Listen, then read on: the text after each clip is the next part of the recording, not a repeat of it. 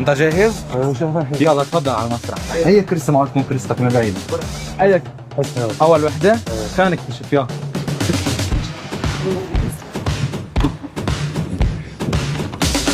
مرحبا. ايه الاستراتيجي انك تكسب؟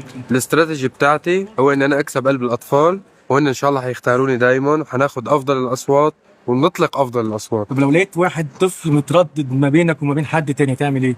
بحس انه ما حدا حيختار حدا ثاني اساسا، لكن انا متعود اربح بكل شيء. تعال نشوف وين بيوقفوا المشتركين. كان من شي 7-8 سنين احلم اني واقف هون.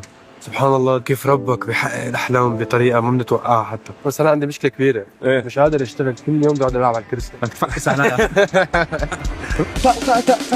ما بعرف، في طاقه بالمحل كثير حلو. هدول الكراسي وقفوا عليها اهم واعظم الفنانين بالعالم العربي. رسالة هنا للكوتشز التانيين. راح نختار اجمل الاصوات ونغلب المدربين الثانيين، والرب يبارك بالجميع.